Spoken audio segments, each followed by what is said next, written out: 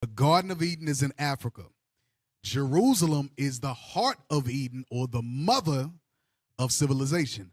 The first man, Adam, was planted east of the garden, which is what you know today is the land of Israel. Jerusalem, Israel.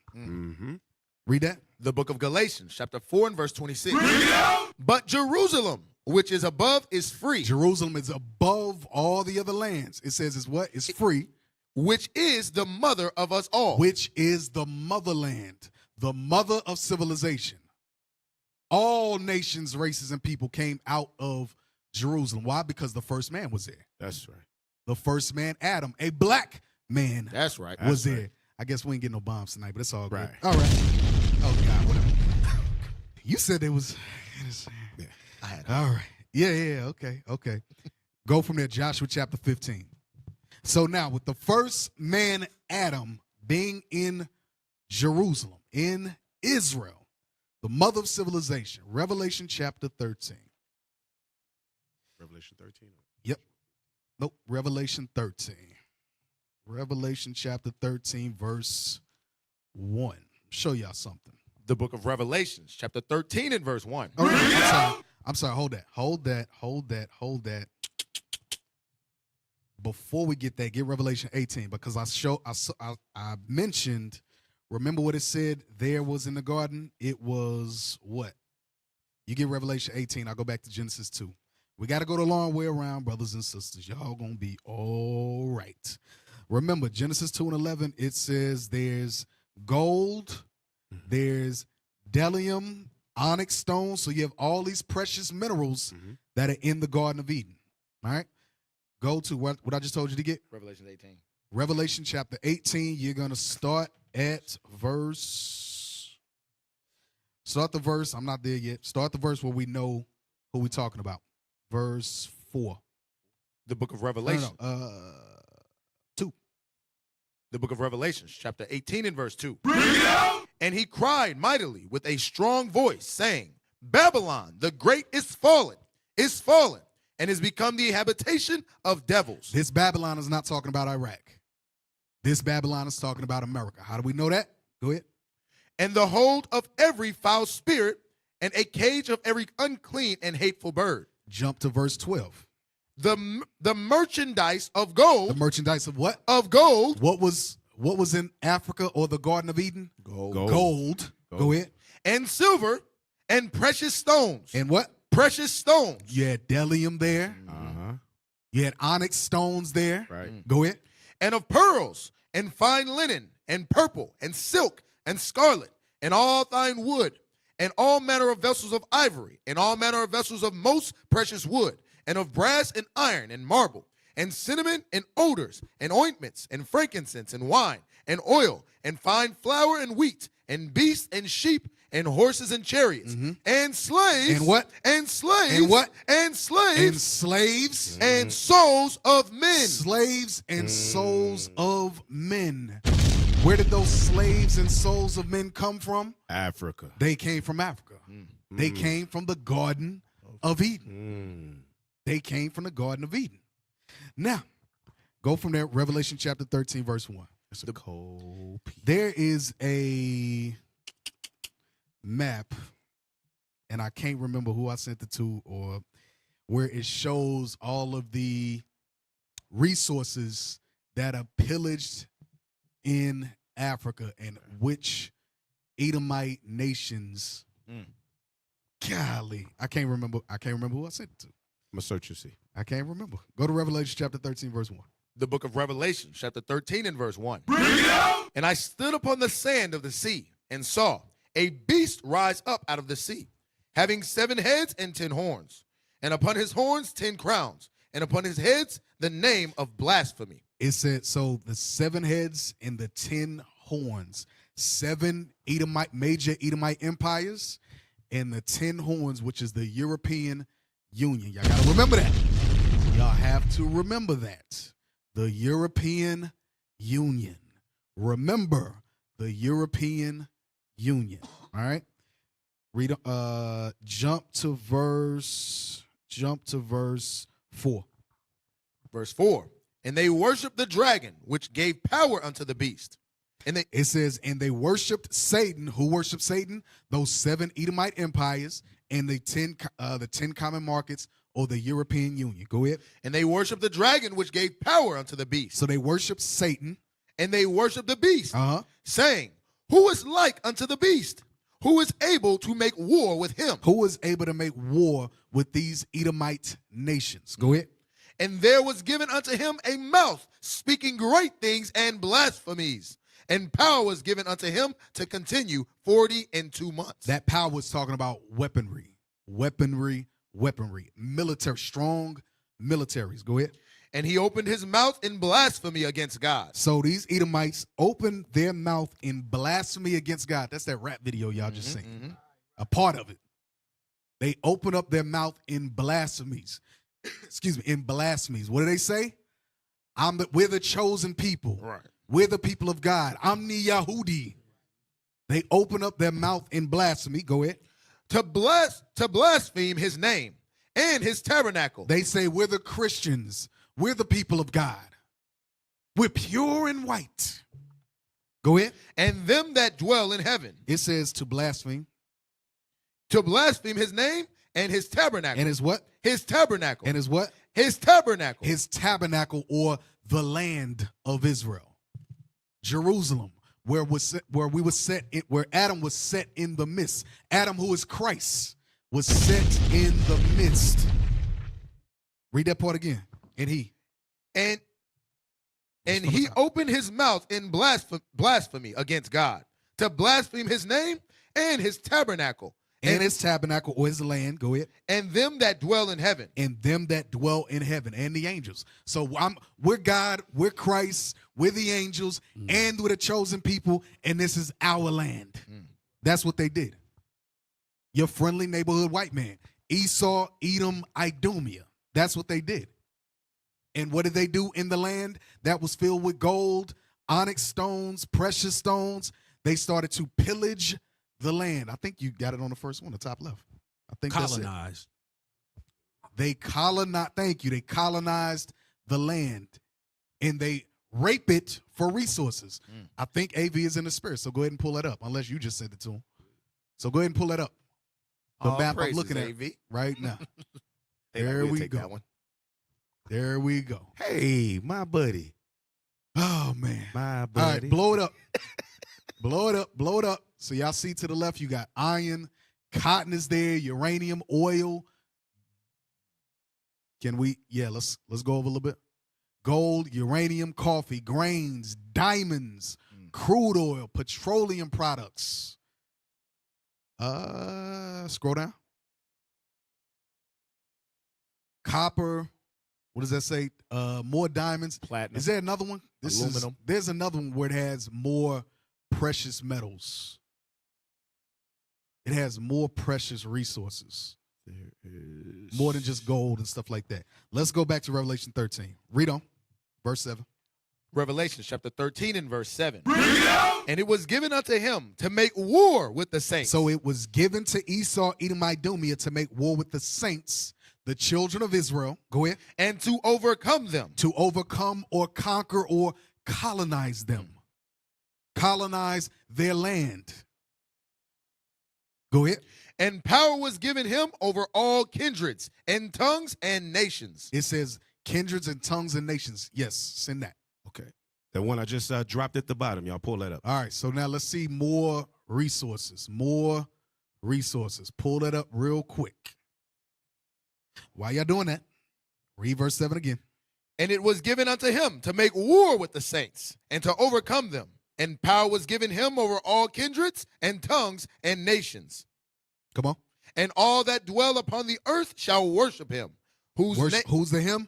Esau, Edom, Idumea. Go ahead. Whose names are not written in the book of life. Those that are not written in the book of life, what do they say? Oh, those are the chosen people of God. Right. Those are God's chosen people. They ain't got scripture one to None. prove that they're the chosen people of God. None. But because their name is not written in the book of life, they're deceived by Satan himself, who in the flesh His children are Esau, Edom, Idumea, Amalek, those who call themselves Israelis, Jews, Jewish, white people, red people, whatever you want to call them. We gonna call them what the Bible calls them. Edomites, Amalek, Amalekites. Mm-hmm. Y'all got it? AV? Let's go. Make it real big. Yeah, y'all got Maybe today. Y'all got to put it on the TV. The TV. Yeah, it's got to be on the screen for them to see.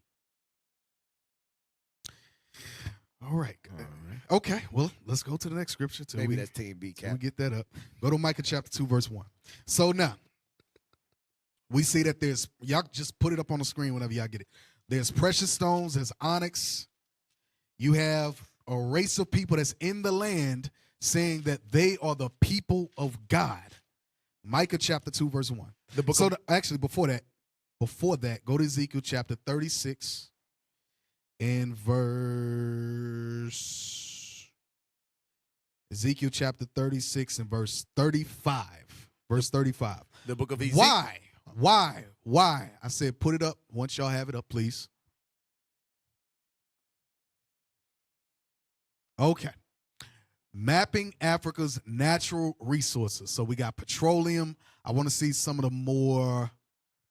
Yeah, use the key that's to the right so we can see the key. Yep. There we go. So diamonds and cobalt, nickel and uranium. This is what okay, good. This is better. Timber, diamonds. You got aluminum, gas, gold. You got coal, graphite. So I'm just looking to the right. You got graphite, iron, ore, natural gas, nickel, petroleum, platinum. What's below platinum? That says pozzolana. Yeah, I have no idea what that is. Pozzolana. Yeah. Mm-hmm. Cocoa beans, coffee, copper, cotton. So you got all these natural resources there. Mm-hmm. It's like everything that was listed in Revelation 18. Exactly. Yeah. There we go. And gas, you can't look over gas because it's being said that that's why them Israelis wanted that land over there right now. Yep. To control that. Cap, I just looked up pozzolana. It says it is used to give strength to mortar and concrete and bridges and other masonry and brickwork. Oh, Damn. wow. So that's literally big. the building blocks of a society. Yes. Wow. Yes. Literally the foundation of every society. They're pulling the natural resources from Africa. Sheesh. From Africa. So now, Ezekiel 36:35. Why are they pulling from Africa? Go ahead. The book of Ezekiel, chapter 36 and verse 35. And they shall say, this land that was desolate is become like the Garden of Eden. Because the original inhabitants are not in the land. Right now, the land is what? Desolate. Desolate. That's why they got to fly in all these natural resources. Right. From where? From Africa.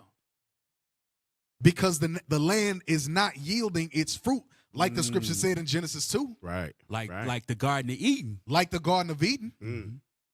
The original inhabitants are not there. Right. So it is not yielding the fruit that the Lord said it would in Genesis. Go ahead. And the waste and desolate and ruined cities are become fenced. And It says that city is waste and desolate. Right now, I know y'all have seen the pictures, the images, the videos with the Israelis dropping bombs in Gaza. What does it look like? Desolate. It looks desolate. Yes. It looks like a wasteland. Right. Because the original inhabitants are not there. Go ahead. And the waste and desolate and ruined cities are become fenced and are inhabited. Then the heathen that are left round about you shall know that I, the Lord, build the ruined places. It's only the Lord that's going to build the ruined places. Our land. That's right. Go ahead. And plant And what? And plant that was desolate. And plant that was desolate. Just like he planted the man Adam or Christ in the garden in Genesis 2, he's going to plant us there again. Right. He's going to plant us there again. Read on. I, the Lord, have spoken it, and I will do it. The Lord spoke it, and the Lord will do it. word spoken, and the Lord will do it. Genesis chapter 2. I'm sorry, Micah 2. The book of Micah, chapter 2 and verse 1. Hold up. While he get that, I want to say that whole thing with Dimona. That was a thing that Bishop said when they went over there, that the brothers that were in Dimona, remember, they gave them the worst piece of land they could possibly give them. Yep. And somehow they were able to turn that land into a crop-bearing land. Dang. They were able to provide their own food and everything on that land. So it shows when we touch that ground at all, right, that the Most High will allow at least a little bit to sprout up in us, even if we're not all the way understanding. That's crazy. And those are the small glimpses of faith that Right. those are the small little things that I'm like, all praise to the Most High. You know, we see certain things in the scriptures and it's brought forth to life. We see these wars, rumors of wars going on. These are faith builders. I know some of y'all crying. Some of y'all are, oh, well, what about the Palestinians? They stole your land. Right. The Palestinians, the Arabs, biblically the Philistines, they stole your land. Yep. So that's what we're going over. The original inhabitants are not there. Right. So guess what? The land is desolate. The land is desolate.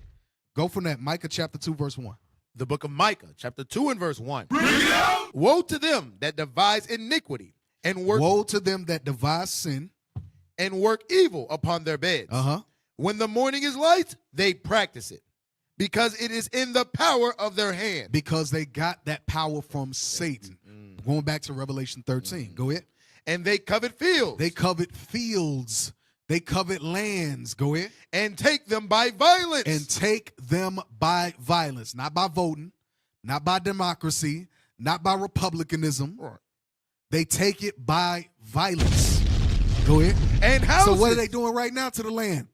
The Israelis are trying to take the land by what? By violence. Right. But it don't belong to them nor the Palestinians. Right. Go ahead.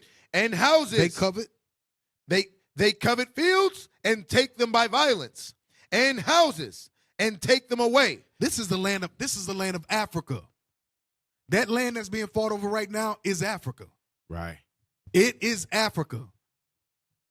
Sheesh. It's not the Middle East. It is Africa. The Garden of Eden, where the man was set in the midst. Jerusalem, Israel. Right. Go ahead. So they oppress a man and his house. So they do what? Oppress a man. So they oppress a man. So we're going to get into that. They oppress a man. They oppress a man. Go ahead. And his house. Even a man and his heritage. Even a man and his heritage. So you got the land, you got the man, and you got the heritage. Now, pull up the definition of heritage. I believe I put it, I'm pretty sure I put it in there. I'm pretty sure I put it in there. The definition of heritage.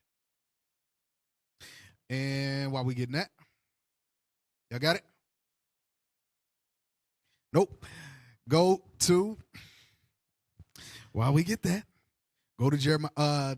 Go to Jeremiah. I don't even want that yet. I can't even move on till I get the definition. Somebody say something. So, no, go ahead. So just to show you how crazy it is, like Obadiah said, yo, this man is a thief, man. You know, he ain't cut off for nothing. They have a unit in education model where they talk about the Columbian Exchange, and it talks about all the land of Latin America, South America, all the land of Central and North America, and how when Columbus came over here, they named it after him, the Columbian Exchange, all the similar to the things we read in the Bible, how they took this resource, that resource, this resource, and it helped to make the Edomite population in Europe at the time increase by the millions. And, you know, just boom. So this is Esau's nature. Wherever he go, he not coming to be like, oh, let me have just a little bit, and you know, I'll tell my people about it. No, he like, no, I'm gonna take this for myself, and I'm putting y'all in slavery wherever I land. That's right. Esau. That's Esau's nature. Yeah, that's what they did in Brazil, Argentina, all those countries down there that are lightened up, or that are more fair skinned now. In the 50s, between the end of World War II and 1957, they sent tons of those Germans that they were trying to hide out. They sent them, they sent them down there, and just a lot of Europeans, they began to migrate over there, and they did it with the purpose of lightening the faces of the inhabitants of the country so that they could turn it into tourist spots. They call it ethnic cleansing. We got heritage on the screen. Is that the one you wanted? Nope. I just dropped it in the channel. Hey, do me a favor. Go to Nehemiah 2:19. Going back to that point what Cat made that those people don't even. It's not even their land. It don't belong to either one of them. Right. The Arabs nor the Israelis. The book of Nehemiah, chapter 2 and verse 19. But when Sanballat the Horonite and Tobiah the servant, the Ammonite, and Geshem the Arabian, The who? the Arabian, Keep reading. heard it, they laughed us to scorn and despised us and said, what is this thing that ye do? See, they always despise us, right? Because they know who land it really belongs to. Right. When you go back to anthropology, all you got to do is realize those people was dark. This is Africa, damn it. It ain't no such thing as no Middle East. But I'm going to calm down. Read on. Will you rebel against the king? Then answered I them and said unto them, the God of heaven, he will prosper us. That's right. Therefore we his servants will arise and build. But ye have no portion, nor right, nor memorial in Jerusalem. No portion, no right, and no memorial to that land. Right. Go ahead. Yeah. That was fine. That was All right, go to Joshua chapter 15, verse 20. Joshua chapter 15, verse 20. So I need this before we get that. Joshua chapter 15, verse 20. The book of Joshua, chapter 15. Verse 20. So before this is Joshua and Israel going into the land. They start to conquer little by little and take over the land, and they're given their allotments of the land. So we're jumping to chapter 15. We're jumping to Judah. Yes. Duh. Yeah. Duh. All praise. We jumping to Judah. Yeah. Shout out to all the Judites out there. Yeah. Salute to all Israel, but we jumping to Judah. Joshua chapter 15, verse 20. The book of Joshua, chapter 15 and verse 20. This is the inheritance of the tribe of the children of Judah, according to their families. So this is the what? In the inheritance. Thank you. The inheritance. The inheritance. The inheritance. Verse 45. Verse 45. Ekron. Ekron is the inheritance of the tribe of Judah. Go ahead. With her towns and her villages. Go ahead. From Ekron even unto the sea. All that lay near Ashdod. Near what? Ashdod with their villages. Ashdod with her towns and her villages. Gaza. Hold up. No, read that part again. Ashdod with her towns and her villages. Ashdod with her towns and her villages are the inheritance of Judah. Go ahead. Gaza. What? Gaza. What? Gaza. But I thought it belonged to the Palestinians. Right. Hell no. Read it again. Gaza. But I thought it belonged to the Israelis. Right. Gaza. Come on. Gaza. Come on. With her towns and her villages. Unto the river of Egypt. All the way to the river of Egypt. Sheesh. And the great sea. And the border thereof. That all belongs to Judah. That is the inheritance of Judah. All of it.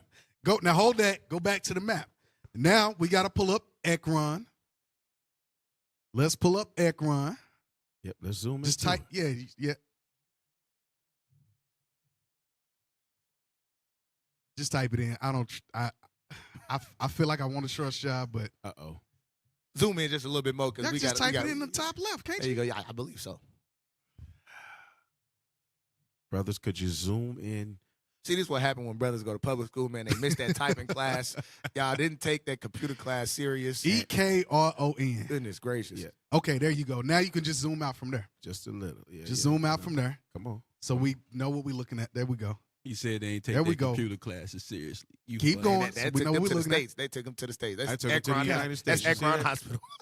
They took. They clicked on Ekron High School. Ooh. That's it. I just want to show the Go brothers back to where I'm from. Israel. Just go back. That's the high school. Oh God. Oh God. Okay. Just whatever. Okay. Just zoom out from there. It's gonna be all right. Can- It's can- gonna be all right. Can somebody that's not doing something in there possibly just look up. Y'all just help them out. Just Yes, sir. give them Ekron so they just not all the way. Now do Ashdod. Can you do Ashdod? They all Okay, right was there. that it? Was that Ekron? Okay, okay, all praises. Yeah. All right. So you see Ashdod, you see Ekron. Okay, now go pull out just a little bit. Okay, I just want y'all to see we in the land of Israel, right? All right, now zoom in just a little bit. Keep going. Keep going. Come on, bro. All Just right, keep good. going till he There we says go. That's it. That's it. No. Come out. Come out a little bit. There we go. All right, you see Gaza to the left. Mm-hmm. Ashdod is north of that.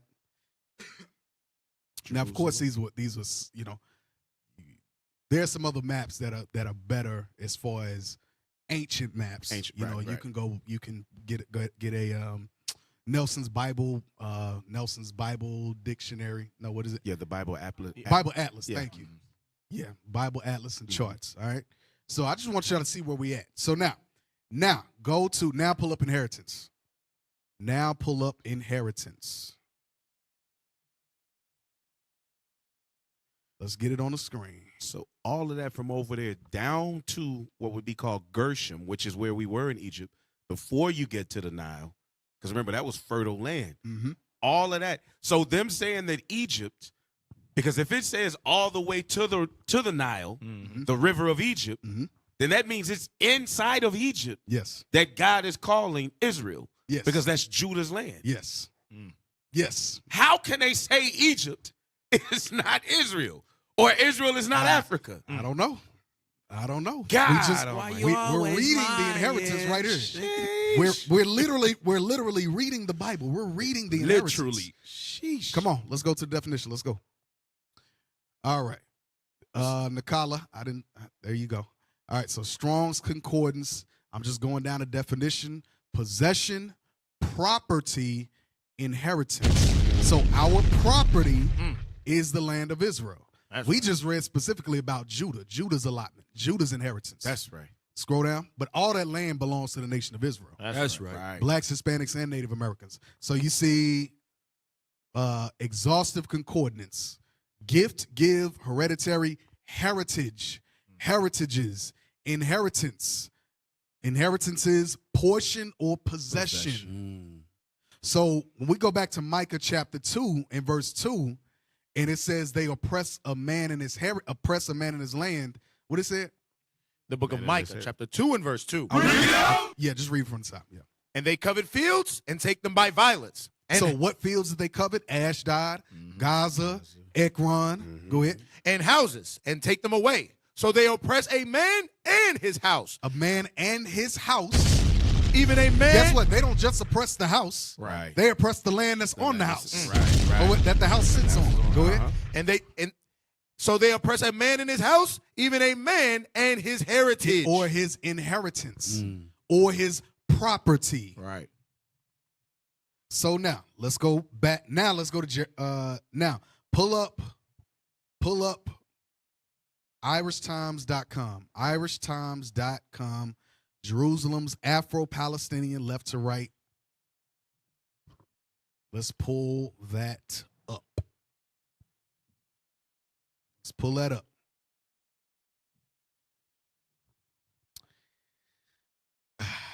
Somebody say something. I mean, I don't. Hey, real quick, read that part again about if they possess a man in his heritage. It says, Micah chapter 2 and verse 2, and they covet fields and take them by violence, and houses and take them away. So they oppress a man and his house, even a man and his heritage. Part of a heritage goes into a culture. So I know Captain is bringing out right now the land, the possessions, but there are also things that go to your culture is your language, Right. the food that you eat, the holidays that you celebrate, your customs, things like that. And we seen earlier in the Idumea moment of the week, they poo-pooing on the Most High's true holiday, talking about some happy Hanukkah, mother. We would never be caught dead saying something like that. Right. So even the heritage of God's holidays, and festivals that he want us to keep, we want to throw that in the garbage for pagan Christmas, Right. pagan Easter, when God want to celebrate in dedication, Passover, so on and so forth, that these heathens got their filthy hand upon. Right. Right. So now let's go to, we actually getting ready to read that in this article right here. Go scroll down. Put it on the Start screen. where it says. Put it on the TV, brothers. Can we get it on the? We gotta have one of them mixers out here where like certain things they not pulling up the definition. Pull up Come the on, let's blow it up. Let me see. All right, start where it says while overseeing the second paragraph. Can y'all blow it up just a little bit more? It says, there we go. Thank you.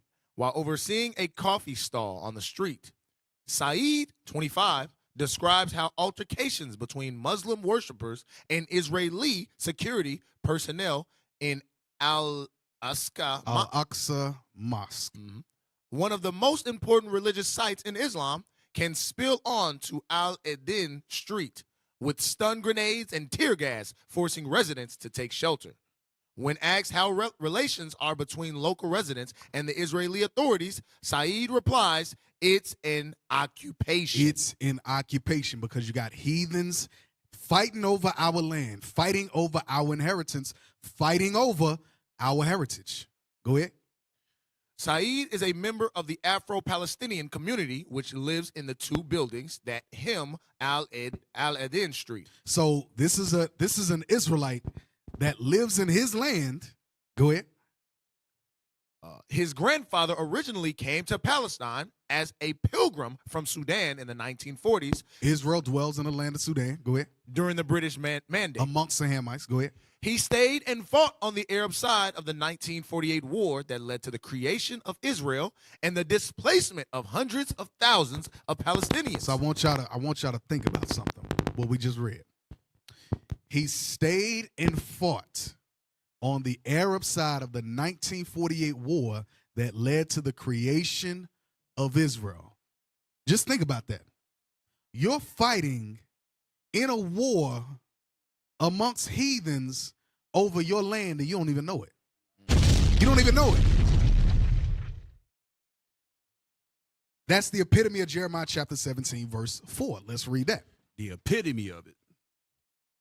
Israelites are fighting in Palestinian wars alongside heathens for a land that belongs to. Read that. The book of Jeremiah, chapter 17 and verse 4. And thou, even thyself, shall discontinue from thine heritage that I gave thee. He said you would discontinue or be disconnected from your heritage, which is what? The land. The land. The land. Not just the land. So let's go back to the article, because it's not just the land. It goes back to what Officer LSJ just said. Scroll down.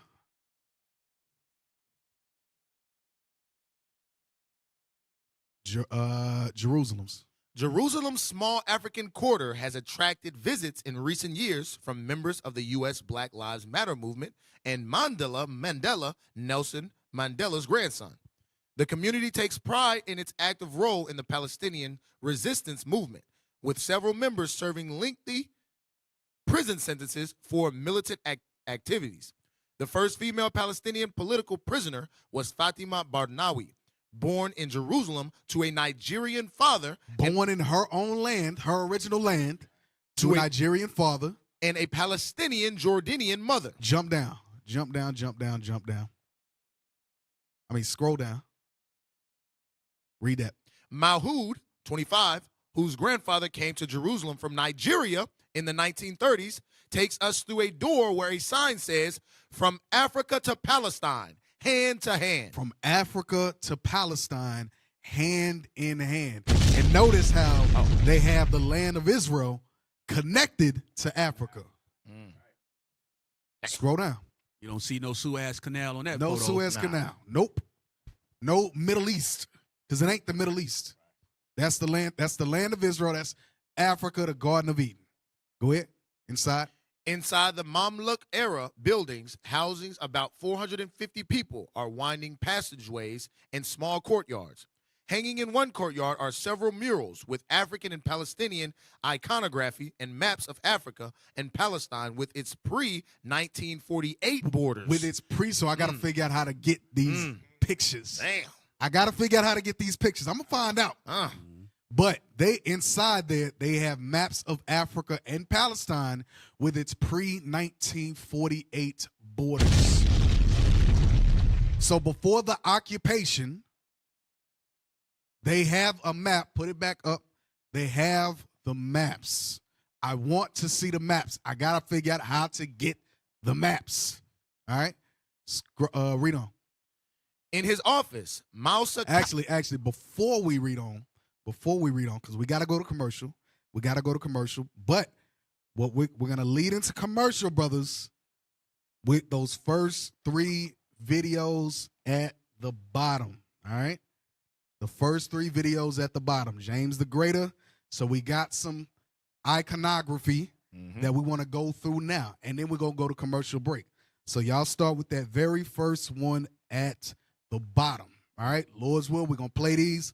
And we'll be back in a minute. Y'all are tuned in the scripts. Reloaded.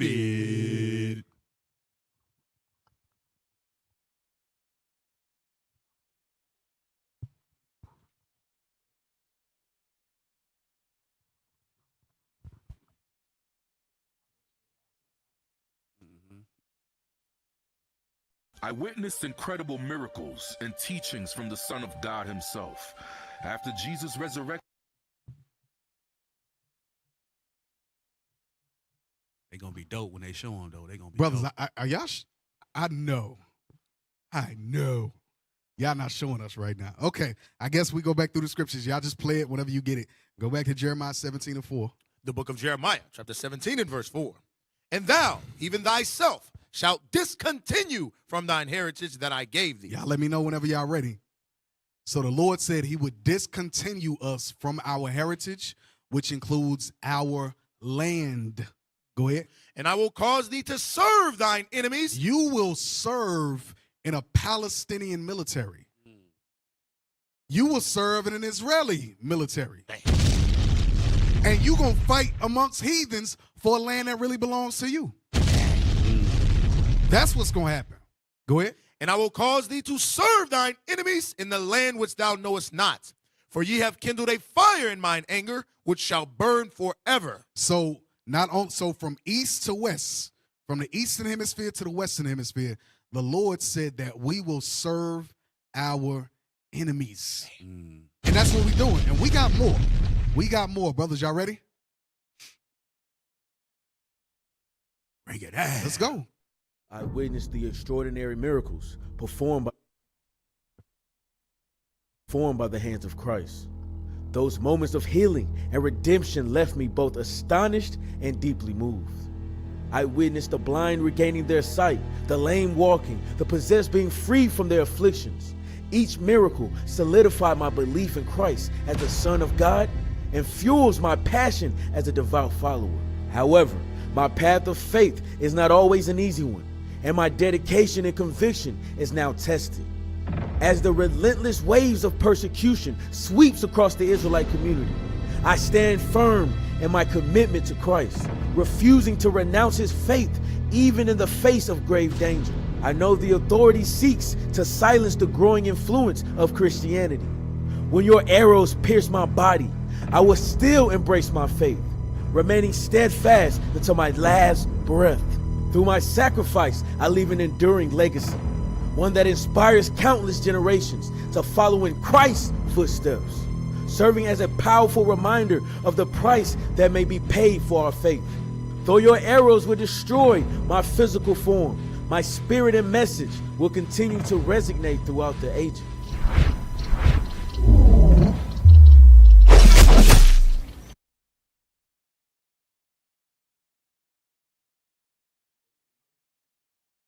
I fought the good fight. I finished the race and kept the faith. I can testify openly without hesitation of my unwavering devotion to spreading the gospel, even in the face of immense hardship and persecutions, including beatings, shipwrecks, and imprisonment. My experiences and perseverance serve as a testament to my dedication and unwavering faith until this very moment. This is my reasonable service as an unprofitable servant. I'm ready to be offered up. Finally, my brethren, be strong in the Lord and the power of his might.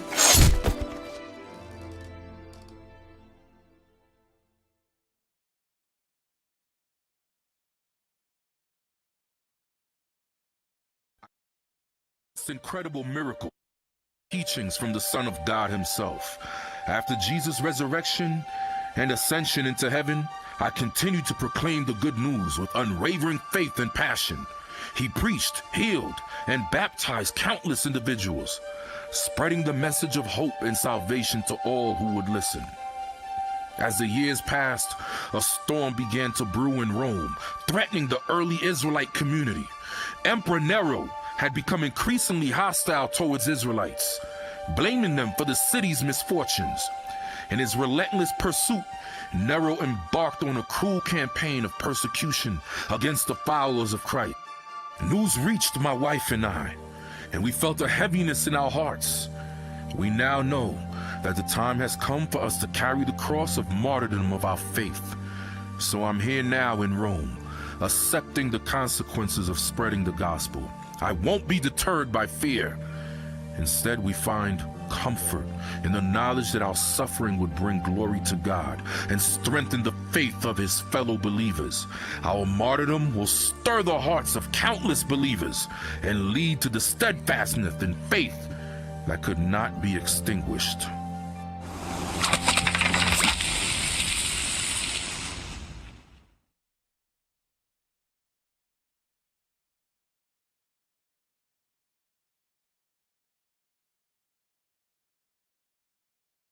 Amendments, and much more.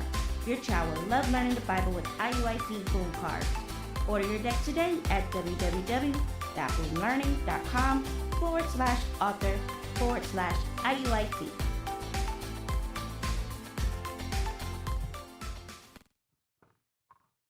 Action.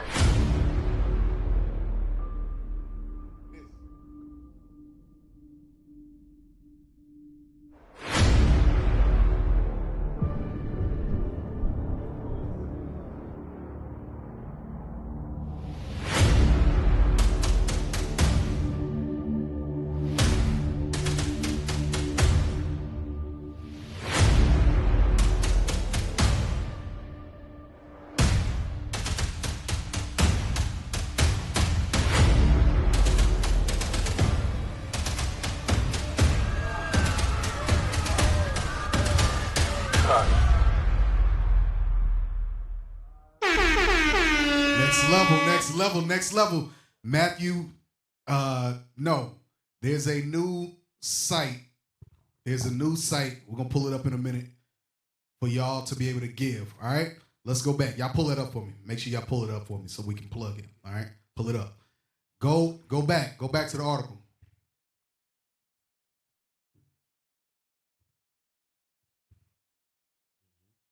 Thank you. Royaltyfilms.com. That's where you can go and give alms so that we can reclaim our heritage. That's right. That's what we're doing. We're reclaiming our heritage. So make sure y'all give, all right?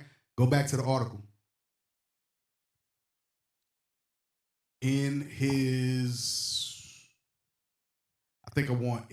Scroll down.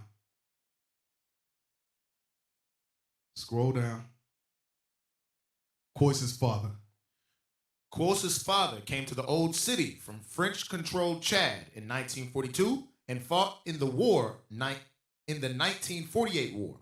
While his mother is a Palestinian from Jericho in the West Bank, African Jerusalemites like Quo's father were denied the Jordanian passports granted to Arab residents like his mother when Jordan occupied East Jerusalem and the West Bank after the 1948 war. Today, Quo's has only the Israeli ID that has been granted to Palestinian residents of East Jerusalem since Israel ousted Jordan and began its occupation in 1967. This is a man's heritage being oppressed. That land don't even belong to them. But you got to have ID in order to cross borders. Right. In your land. Your land. In your land. Scroll down. Scroll down so we get to, in quotes, it says Palestinians. Palestinians living in Jerusalem mostly live under the poverty line. And they mostly live where? Under the poverty line. They don't live at the poverty line. They live under the poverty line. Go ahead. And the situation is getting worse, says Quos, according to the... You already under the poverty line and it's getting worse. Read How that do you part get again. poor and poor? How do you get exactly? Right.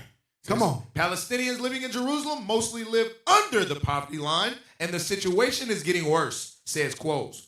According to 2021 figures from the Jerusalem Institute for Policy Research, 60% of Arabs in Jerusalem live in poverty compared with 31% of Jews. Compared with 31% of Jews. So you see how you have Amalekites and you have Ishmael fighting over our land. Now keep in mind, go to Psalms 83. I just want the one verse. I think you know what I want. I only want the hit list. That's all I want. Yes, sir. Let me Get the hit list. That's all I want to hear. Psalms 83. What verse? The book of Psalms. Woo. Yeah. Try that one more time. The book of Psalms, chapter 83, and verse 6. The tabernacles of Edom. The tabernacles of Edom, And- which includes the Israelis And the Ishmaelites. and Ishmael, who parted the land and oppressed a man and his heritage. And they did it by violence. Both of them. That's why they at the top of God's hit list. Go back. It says, according to 2021 figures from the Jerusalem Institute. Okay, that's it on this. Go to the next article. Go to the next article. I want number. Okay, well, actually, get this video. We're not gonna watch the whole thing for time's sake. We're gonna watch like the last couple of seconds. Number four, Amalekite deception. I'm gonna show y'all something. We're just gonna watch the last couple of seconds, maybe the last 15 seconds, the last dude that talks. Number 4. Let's get it on the screen.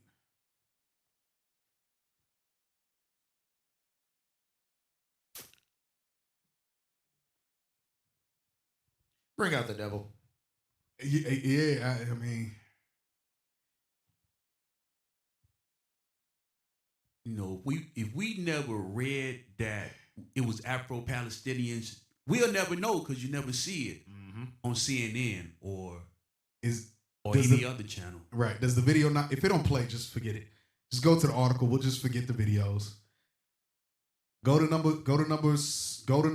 8. Just drop the video. Just go to the article. If videos ain't playing, let's just deal with the articles.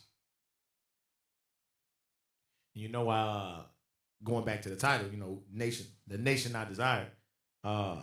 They don't show them because on their side, they like, we not gonna show black Palestinians This is wrong. or black people living in Israel right now because we want the world to think that, we white or we this, we're different. So that way more support come in. As soon as they see us on the screen, they be like, oh, they got niggas over there too? Nah, they got it. They can handle it then. Right. Yep.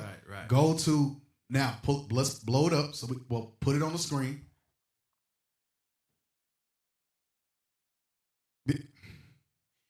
Number 8.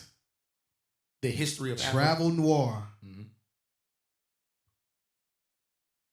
Okay, let's go back to the scripture. Go back to Psalms 83. Let's read the hit list again. The book of Psalms, chapter 83, and verse 6. I feel like I'm being sabotaged right now. Right. I feel like I'm being sabotaged. Yeah. I don't know why. I got a strange feeling. I need AV to get in the spirit. I don't know what's going on. Just pull up let's just go to the article. I see it now. All this stuff should have already been pulled up. All right. The history of Afro-Palestinians. Okay, you're going to read this first paragraph and then we're going to jump down. Yes, sir. Past and present. Afro-Palestinians, though the community is now relatively small, Do me a favor. Pull it up so my eyes can see it too. meaning zoom in a little bit. There you go. It says, Afro-Palestinians, though the community is now relatively small, have a remarkable history, poised at the intersection of their African ancestry and Palestinian nationality. This Afro-Arab... Hold up. It says, poised at the intersection of their African ancestry and Palestinian nationality. How confusing is that? African American, same thing. Exactly. That's what I'm saying. Yeah. That's what I'm saying. So y'all think we just African Americans here? Right. There's African Palestinians, African Israelis. That's what they call us on the other side of the world. That's why the show is East to West with a nation not desired. Go ahead. This Afro-Arab community also lives on contested ground, under the authority of Israeli forces occupying Jerusalem and other areas of Palestine. So that, Yeah, read on. Although the Afro-Palestinian community is largely concentrated in Jerusalem, there are also Afro-descendant communities in Gaza and the West Bank town of Jericho. In the West Bank town of Jericho. So we read who Gaza belongs to. Gaza rightfully belongs to the tribe of Judah. But that land is being occupied. It's being occupied by who? The same two nations that we read about in Psalms 83, who's on God's hit list. Go ahead. The biggest Afro-Palestinian population can be found... Do me a favor, get me off the screen, please.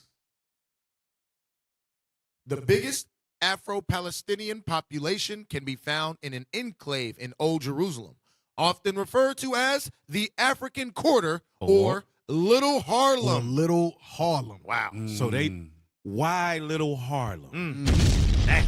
Why would it be called Little Harlem? On the other side of the world. East to west. On the other side of the world, bro. God. Proverbs and byword. No matter Yes. where you go. I don't give God. a damn where your foot treads. You will become an astonishment, a proverb, and a byword. You will be discontinued from your heritage. You'll be an African American on the west. You'll be an African Arab on the east. Right. I got a question for you, Cap. Yeah. Is it me? Am I tripping though that I find it quite a coincidence that the part that the so-called Afro-Palestinians live in is Old Jerusalem, or the ancient part of Jerusalem where we was originally at in the first place? Now all of a sudden it's a coincidence we right back in that same place. Yep. Just not knowing who we are this time. Exactly. Read on. Go back. Estimates. Scroll down. Y'all can take. Yeah, there you go. You're going to. Yeah. Read on. Estimates put the current Afro-Palestinian community at between 350 and 450 people, distributed across roughly 50 different families. They mainly reside in two neighborhoods, Rabat al-Mansurand, Rabat al-Busari. Nowadays, these neighborhoods are situated between two Israeli checkpoints, through which only residents may pass. One of these compounds leads onto the Al-Aqsa Mosque, considered the third holiest site in Islam. How the Afro-Palestinian community came to reside in the holy grounds of the Al-Aqsa Mosque is of historical importance in itself. The Afro-descendant community in Jerusalem was granted residency by the Islamic Waqf and recognition for their devotion both to their faith and to the Al-Aqsa Mosque. So hold that. Go to Deuteronomy 28:64. Wow. I'll show y'all something real quick. So the land is occupied by Israelis and Ishmael, right? The two dominant religions there is what? Christianity and Islam. And Islam. So now watch this. Or what they call Judaism, or they deal with the Talmud. They say they deal with the Torah, but They don't. raping babies is not Right. No. So No, I don't find that in the Torah. Christianity, Judaism, and Islam. Yes. So in that land specifically, Christianity is over here. In that land specifically, they deal with Judaism. Right. And they will defend circumcision by fellatio. Yes. Yes, they defend Yes, it. they will defend it to the death. Yes, they defend it. Deuteronomy chapter 28, verse 64. The book of So now the Africans or Palestinians, Afro-Palestinians, Afro-Arabs, let's read one of the curses of God that befell the children of Israel. Go ahead. Deuteronomy chapter 28, verse 64. And the Lord shall scatter thee among all people, from the one end of the earth even unto the other. And there thou shalt serve other gods. And there where you're scattered, you would serve other gods, which neither thou nor thy fathers have known. Our forefathers did not worship and serve no Talmud. Right. They didn't read from no damn Talmud. Right. They didn't read, they didn't worship Allah. They didn't read from no Quran. They read from the Holy Bible. That's right. Go ahead. And there thou shalt serve other gods, which neither thou nor thy fathers have known, even wood and stone. Even wood and stone. Christianity and Islam. That's right. Now, what did they do? They converted our brothers and sisters in Ethiopia, and said, "No, you're gonna take this yarmulke. Right. No, you're gonna take this prayer shawl. No, you're gonna take an 8-candle menorah." That's Deuteronomy 28:64. That's a curse that came upon the children of Israel. Do you know I had an Amalekite? I asked him. I said, "Man, why 9 candles?" Because everything I read in the Torah, as they like to say, the Torah says 7. So you think we don't know the menorah? We know. See, the candle in the middle is so that they can light the other 8 candles. That's the reason you see 9. I'm like, where did it say to light 8 candles in the Torah? Yes, please point us to that. Well, see, you have to understand. You've got to go through all of the other, and this is where he went. He sound like a damn Christian. You got to go through all of the other texts. See, you can't just take. I said, wow. You have to go through our Mishnah multitude and our of words. Gemara Yes. and our Talmud and all this stuff that I has said, wow. nothing to do with what God ordained. Nothing To at learn all. our BS customs on why we do something I was incorrect. like, okay, cool. All right. I was just wondering. Go back to the article. Go ahead. Mosque. One of these compounds leads unto the Al-Aqsa Mosque, considered the third holiest site in Islam. How the Afro-Palestinian community came to reside in the holy grounds of the Al-Aqsa Mosque is of historical importance in itself. The Afro-descendant community in Jerusalem was granted residency by the Islamic Waqf as recognition for the devotion both to their faith and to the Al-Aqsa Mosque. Scroll down. Scroll down. We're going to start at. Scroll down. Scroll. Keep going. Keep going. Stop. Here we go. So, notable figures. Ali Jida. One of the best known Afro-Palestinians from history is Ali Jida, a former Palestinian resistance fighter. He is of Chaldean descent. His father hailed from the Salamat tribe and settled in Palestine after making a pilgrimage there. Al Jida is best known for his involvement with the organization, the Popular Front for the Liberation of Palestine. In response to the Israeli occupation of Jerusalem in 1968, he planted 4 hand grenades on Strauss Street in Jerusalem, which injured 9 Israelis. Ali Jida was sentenced to 25 years in prison, but was released in 1985 after serving 17 years. Following his release, Jida worked as a journalist before offering tours of the Old City in Jerusalem, teaching people about life in the area under Israeli occupation. Today he lives in Beit Hanini in East Jerusalem and has 2 sons. All right, so keep that in mind. Ali Jida. Scroll down. Scroll. Hold up. Yeah. Scroll down. Read that. Afro-Palestinians today. The Afro-Palestinian community today are considered to be relatively well integrated and accepted in wider Palestinian society, and over the years have actively engaged in the Palestinian resistance movement. That said, in recent years, there have been numerous accounts of Afro-Palestinians speaking out about the racist prejudice they have been subjected to. The racist prejudice they have been subjected to. Go ahead. Not least by Israeli occupying forces. Many of the Afro-Palestinians who have protested Israeli occupation have found themselves detained, harassed, or even imprisoned. They found themselves detained, harassed, and even imprisoned. Hold that. Isaiah 42. Isaiah chapter 42. So what we're doing is we're mapping present day conditions of Afro-Palestinians with the Bible. With the Bible. Who are the original inhabitants of the land? Isaiah 42:22. The book of Isaiah, chapter 42 and verse 22. Bring it out! But this is a people robbed and spoiled. Robbed and spoiled of what? Their land. Go ahead. They are all of them snared in holes, and they are hid in prison houses. Hid in what? Prison houses. Detained and in prison. Go back to the article. detained, harassed, or even what? Imprisoned. Just like the Bible said. Go ahead. For the community in East Jerusalem. No. Oh. The scripture. But this is a people robbed and spoiled. They are all of them snared in holes, and they are all hid in prison houses. They are for a prey, and none delivereth. For a spoil, and none saith restore. And none saith restore. So there's nobody that's protesting. There's no other nation. Damn sure ain't no other nation protesting for us to be let out of prison. No, this is unjust. They're tired of racism. How about y'all stop being racist? Right. Let's pass some laws. Let's pass some legislation.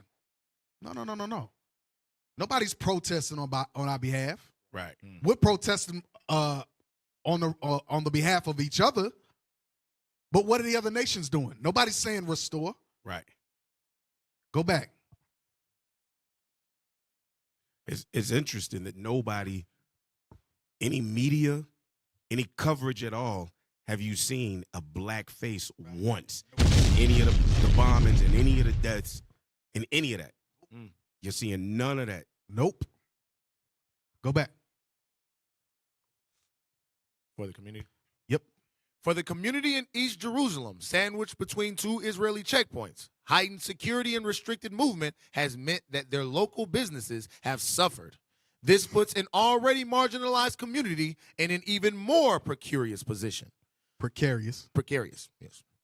Most Afro-Palestinians remain proud of their African heritage, although many have never visited the continent from which their forefathers hailed. I'm sorry, read that part again. Most Afro-Palestinians remain proud of their African heritage, although many have never visited the continent from which their forefathers hailed. They haven't even been to the continent, but they have been to the continent because they're on the continent. Right. Because there is no separation between Africa and the Middle East. It's all Africa. Right. Go ahead. As a result, generation by generation, the African influences on the community's language, cuisine, and customs are slowly fading. Slowly what? Fading. But didn't Officer LSJ just mention that? That's a part of us being discontinued from our heritage. That's a man's heritage being oppressed, like we read in Micah chapter 2. They're telling you that we are the people of the book. Right. They're telling you that the influence of language, cuisine, and customs are slowly fading away. They've been fading away. They didn't just start. They've been fading away. Right. Because you say we haven't been to Africa, not knowing you're in Africa. Right. The soles of your foot is in Africa right now. Brothers and sisters that are in Palestine. Our Afro-Palestinian brothers and sisters. Those of the diaspora. That's crazy. But you don't even know it because you've been discontinued as the scripture prophesied. Let's go from there. Okay, we can play that video. Yeah, did that load now? All right, go to the article. Forget the videos. And just a point I like to say, I was The link with the timestamp is in there, y'all. That's what's already up. Yeah, but go ahead, officer. How I was saying that the majority of them live underneath the poverty line, and how most of them haven't even been back to the lands in which their fathers migrated from. That I was reading this book, and the guy had said it. He was like, poverty, when he was looking at the Can Senate, y'all put them on the camera? he was saying in which poverty, you know, Officer Shema, man, what's going on over there? Bruh, I think be all right, man. Bruh, these brothers is not in the spirit tonight. I don't know what the hell's going on. So the switch is not working. Did something happen? Okay, sorry, Officer Kasha. No, it's all good. All right. Officer Shema, play the video, number 9. I click next. It is what it is. I put in next. But I know you was in the spirit. Whatever you were saying, I'm sure it was right. You was in the spirit. It's now, I told y'all to remember Ali Jada. Play that.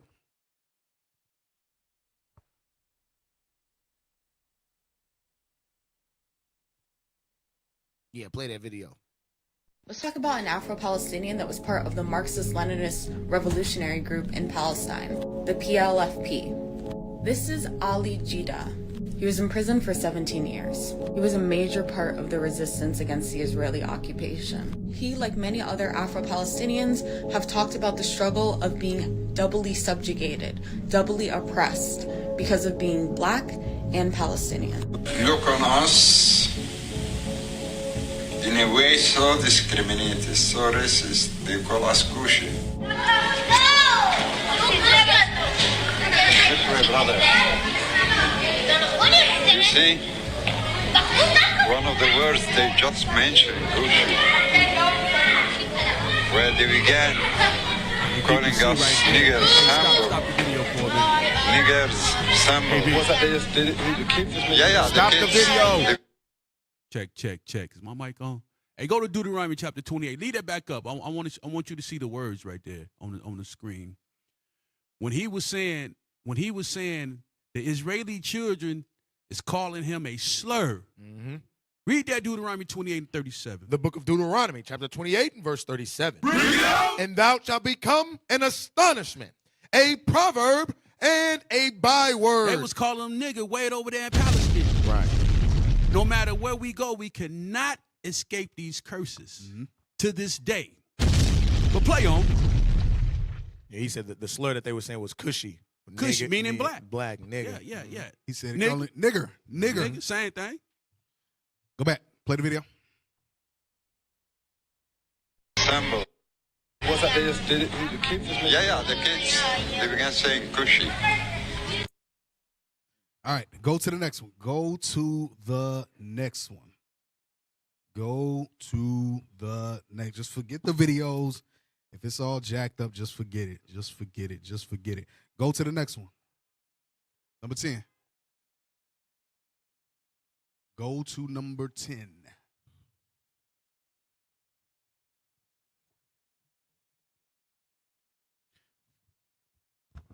Bro, why is this stuff not loaded? Am I bugging?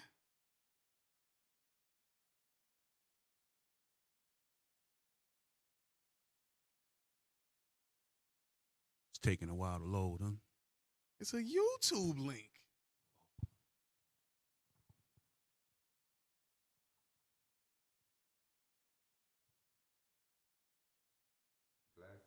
AB, we got it? If you talk about Jesus, they will say he's black. He was black. Muhammad was black. Moshe was black. All prophets were black. Is this where the timestamp says So to they were start? all black. The original inhabitants of this land was African. Yes. This is what they believe. Yes. My father and uncles here, they believe. So the European is the new man. And Oh, 259, 444. Go ahead. 259. 444. Well, also, in some way, I'll say the Europeans are really stupid. Really stupid. When they picture Jesus blonde with blue eyes, what? Yeah, impossible. What? He born here in Bethlehem. He born in Bethlehem. Go to Bethlehem and see the people over there.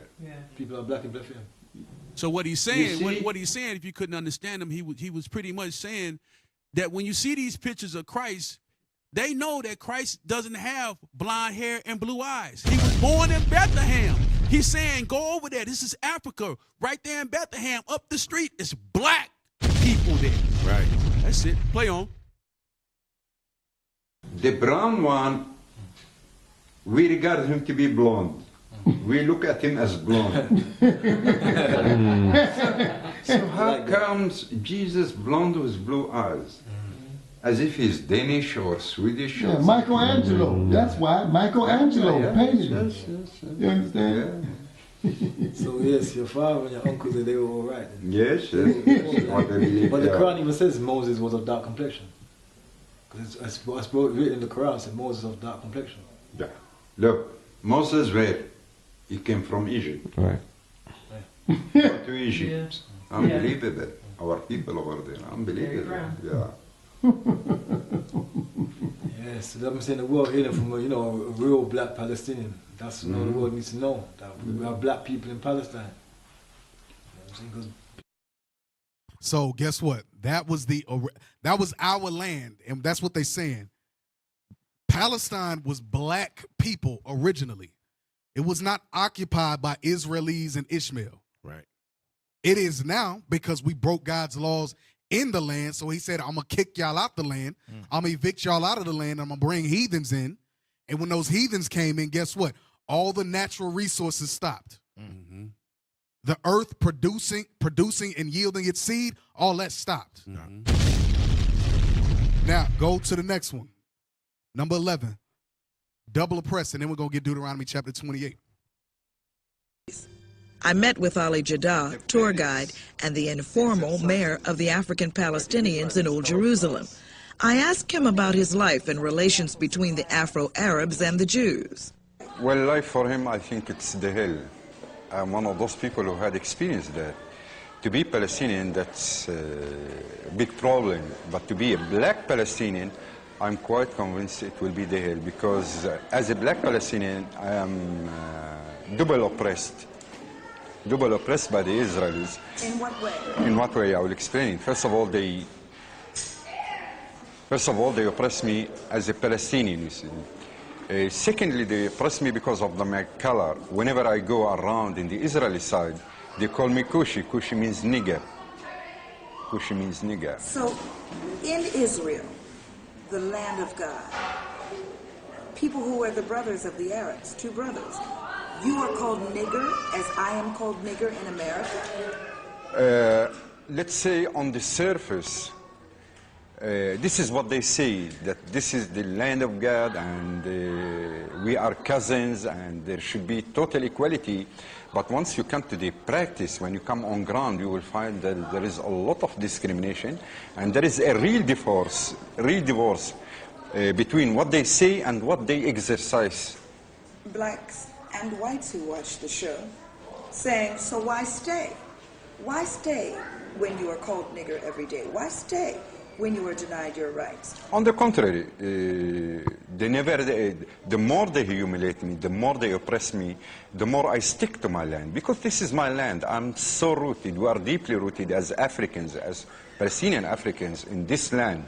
And we know pretty well that our ancestors, I'm talking about thousands and thousands of years, had been here in this country, but they were spread away, taken to Africa, from Africa to the United States. So they double oppress a man, his land and his heritage. Double oppress. He said what double oppress. Deuteronomy chapter 28, verse 33. The book of Deuteronomy, chapter 28 and verse 33. The fruit of thy land and all thy labors shall a nation which thou knowest not eat up, and thou shalt be only oppressed. Thou shalt be only oppressed. You will not prosper. Ain't gonna be no financial. You looking for $1 billion. You looking for reparations. Ain't gonna be none of that. Right. You will be only oppressed. And crushed always. Oppressed and crushed always. That top part, the fruit of your land, that's talking about colonization.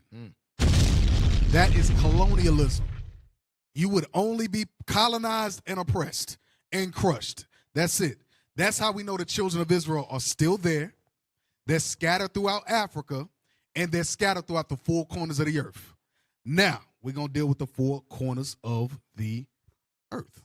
Oh, dang, I missed a whole friggin' section. I only got like 10 minutes. Dang. Shoot. Go to Psalms 130. I'm going to run through these. Go to Psalms 137. I'm going to run through this. Yeah, we might just call it. Yeah. Psalms 137, verse 4. Give me Revelation 13, 9, and 10. The book of Psalms, chapter 137 and verse 4. You got to read fast, but a little pep in it. Yeah. How shall we sing the Lord's song in a strange land? How shall we sing the Lord's song in a strange what? Land. In a strange land. Go ahead. If I forget thee, O Jerusalem, let my right hand forget her cunning. So we're gonna deal with verse 4 and verse 5. Let's see what a part of the Lord's song is. Revelation chapter 13, verse 9 and 10. The book of Revelation, chapter 13 and verse 9. And then Wisdom of Solomon 18. Y'all know what I want. If any man have an ear, let him hear. He that leadeth into captivity shall go into captivity. This is a part of the Lord's song, which is the Bible. He that leadeth into captivity shall go into captivity. He that oppresses a man in his land, a man in his heritage, shall be oppressed. You're going to be triple oppressed, quadruple oppressed, because you oppress the children of God. That's right. Wisdom of Solomon 18. Was that it? He that killeth with the sword must be killed with the sword. It's not a matter of if, it's a matter of when. Go ahead. The Wisdom of Solomon, chapter 18, verse 7. So of thy people was accepted both the salvation of the righteous and the destruction of the enemies. And the destruction of the enemy. Now hold that. Let's go back. Pull number, get number 12, and then we're gonna come back to this. Go back to Psalm 137, and then somebody give me Deuteronomy. The book of Psalms. 6. No. We're gonna go to this article. All right. Let's talk. Read that. Let's talk about racism. I am tired of being a black man in India. This is a 24-year-old student who moved to India 3 years ago talks about how fear is a constant companion. Fear. Damn. Fear is a constant companion. So we went from Palestine, now we in India. Go ahead. And words like cannibal, drug peddler, and pimp are unfairly slapped against him merely based on the color of his skin. Didn't we just read about being a proverb and a byword amongst all nations, whither the Lord would lead you? We not just niggas over here in America. Damn. We niggas in Palestine, you niggas in India. You pedophiles, you rapists, and everything else. What they call us, what they call the Central Park Five? Super predators. Super predators. Damn. You super predators over here. You pedophiles over there. Go ahead. I came to India 3 years ago. When Scroll down. I don't want to read the whole thing, but India, they in still India, niggas. then 21 years old. and they smell like a mother. Then 21 years old, I was almost childlike about wanting to discover India. So he was 21. India and its history. I was unprepared. I was unprepared for the racist onslaught. It has hit me with unforgiving consistency every single day. Every single day. For how long? For the last 3 years that I have been here. For the last 3 years. Go ahead. The racist slurs. The slurs. The frightened looks. The frightened looks. The deep and long stares are a part of my everyday life. I am not alone. Every African in India has the same experience. Every Israelite in India has the exact same experience. Because the curses would follow us whithersoever we went. Right. Wherever the sole of our foot landed, we was going to face colonization. We was going to face oppression. We was going to face terror. We was going to face fear. We going to face racial profiling. Sheesh. Regardless of where we went. Go back to Psalm 137. The book of Psalms, chapter 137 and verse 3. Verse 4. Verse 4. How shall we sing the Lord's song in a strange land? If I forget thee, O Jerusalem, let my right hand forget her cunning. If I forget thee, O what? O Jerusalem. O Jerusalem, my land, where my king, my savior, was placed from the beginning. With the crater of civilization, the mother of us all, the motherland. If I forget that place, go ahead. Let my right hand forget her cunning. Deuteronomy chapter 6, verse 8. Let's deal with that part. Actually, before that, Isaiah chapter 1, verse 3. Isaiah chapter 1, verse 3. Then get Deuteronomy 6 and 8 and 11 and 18. The book of Isaiah, chapter 1 and verse 3. Come on. The ox knoweth his owner, and the ass his master's crib. So an ox knows who he belongs to. And an ass, which is a donkey, a dumb animal, knows where he comes from. Go ahead. But Israel doth not know. So if we have forgotten Jerusalem, we have forgotten where we come from. Israel don't know. My people doth not consider. They don't even consider that they're in the land. Wow. They're in the cradle of civilization. Damn. They're in the Garden of Eden. They're in paradise, where the man was placed from the beginning. Christ. Black They don't even consider. Damn. Go back to Psalm 137. No. Get Deuteronomy 6 and 8. So now it says, let my right hand forget her cunning. The book of Deuteronomy, chapter 6 and verse 8. And thou shalt bind them for a sign upon thine hand, and they shall be as frontlets between thine eyes. And thou shalt write them upon the post of thy house and on thy gates. And so the laws of God were supposed to be in our minds. which included where we're from, our laws, our statutes, our commandments, our holy days, our feast days, the feast of dedication, 7 candlestick menorah, not no damn 9. Go ahead. And it shall be, when the Lord thy God shall have brought thee into the land. Was that verse 8? Yes, we read verse 8. 11, 18. Deuteronomy chapter 11, verse 18. Therefore shall he lay up these my words in your heart and in your soul, and bind them for a sign upon your hand. Upon what? Upon your hand. Upon your what? Upon your hand. Which is your right hand. Upon your hand. That's why it says, going back to Psalm, hold that. When it goes back to Psalm 137, it says, if I forget thee, O Jerusalem, which we have because we're in the lands of our captivity, let my right hand forget her cunning, meaning let me forget the laws. And guess what? We have forgotten the laws. That's why we in Ethiopia, our land, wearing kufis. Damn. Wearing prayer shawls. 9 candlestick menorahs. Following the friggin' Talmud. Worshiping a friggin' rock. Humping a wall. Our right hand has forgot her cunning. Read 11:18 again. Therefore shall ye lay up these my words in your heart and in your soul, and bind them for a sign upon your hand, that they may be as frontlets between your eyes. In our minds, go ahead. And ye shall teach them to your children, speaking of them, when thou sittest in thine house, and when thou walkest by the way, and when thou liest down, and when thou risest up. And when thou risest up.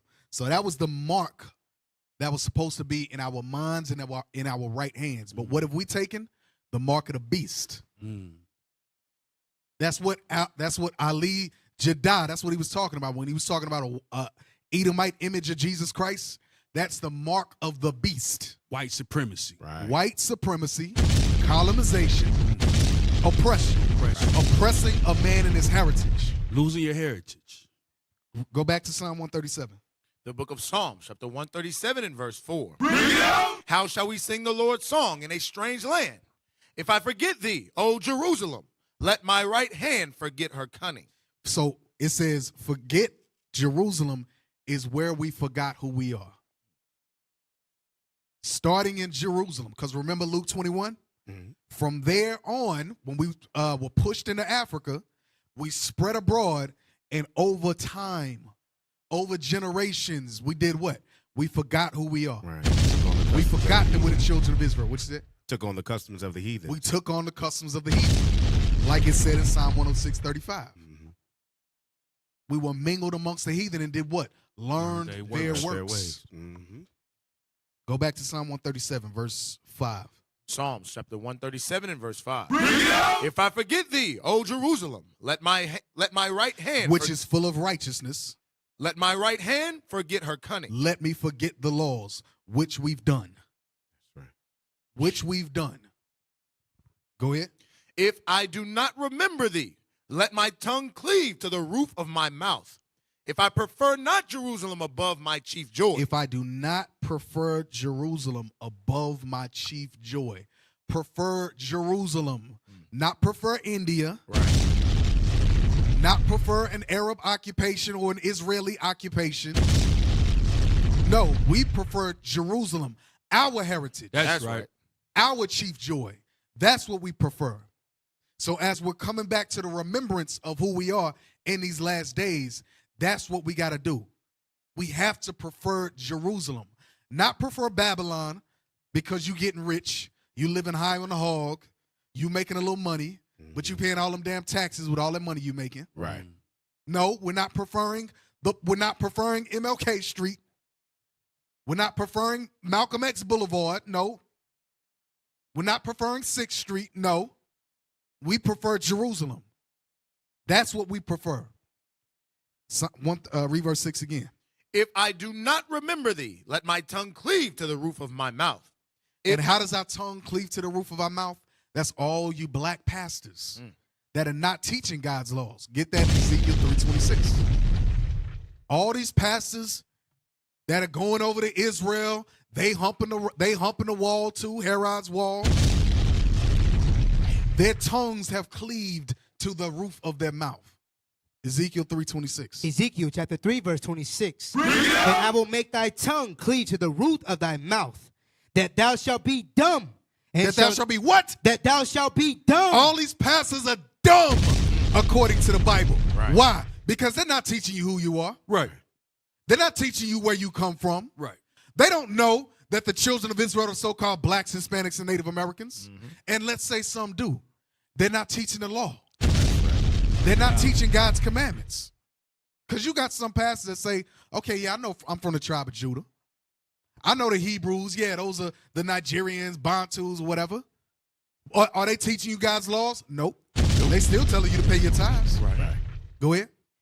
And shall not be to them a reprover. But not be a what? A reprover. Their tongue has cleaved to the roof of their mouth. So they can't correct. They can't reprove. They can't rebuke. They can't speak against the Israelis. They can't speak against Amalek. They cannot speak against them because their tongue is cleaved to the roof of their mouth. They have forgotten their chief joy. They have forgotten where they come from. They have forgotten who they belong to. They have forgotten the laws of God. So I got to end it on that. But we're going to come back.